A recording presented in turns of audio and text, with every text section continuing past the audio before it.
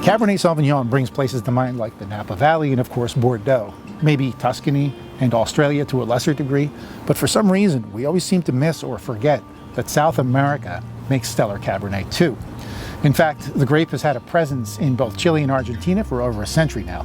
You'll get high quality from both of these regions, and because they're not as trendy or hyped up, we can find some real amazing values here. Cabernet Sauvignon first came to South America in the late 19th century.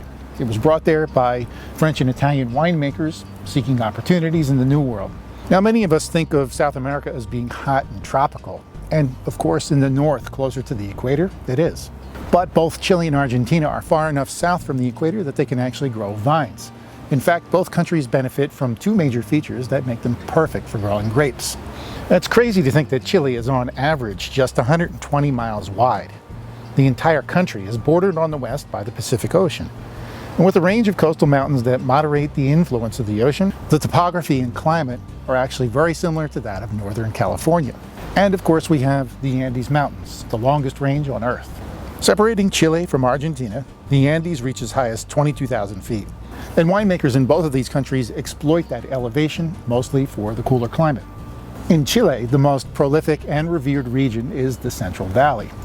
France, particularly Bordeaux, has a very strong presence here, with Cabernet Sauvignon being the most widely planted grape, actually in the country. The regions of Colchagua and Maule are both located in the fertile flatlands, with plantings in the foothills of both mountain ranges.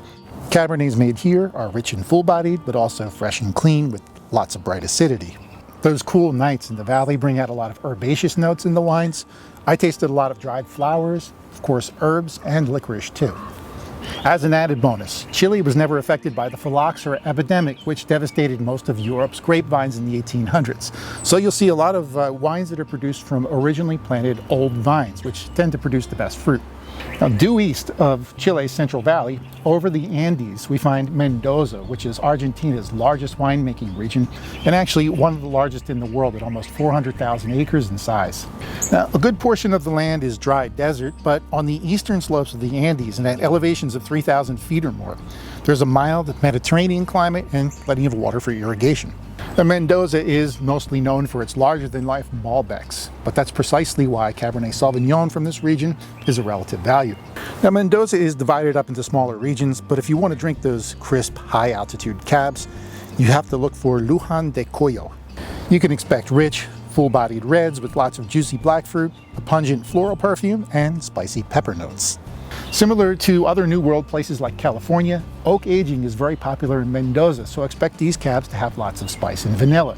You can get high-quality cabs like these from Chile and Argentina for around $25 to $30 a bottle, which is a relative steal when you consider that you'll probably pay double, if not triple, in places like Napa and Bordeaux. Of course, this is just a taste of what these two countries have to offer, so if you're interested in learning more, drop me some comments in the section below this video. Give me some requests, and I'll see what I can do about featuring more South American wines. If you want to taste wines like these and actually drink them with me live, consider joining the WTSO Premium Wine Club. And for more quick sips and wine tips like these, be sure to subscribe to the WTSO YouTube channel. All right, I'll see you for the next wine adventure. Salud!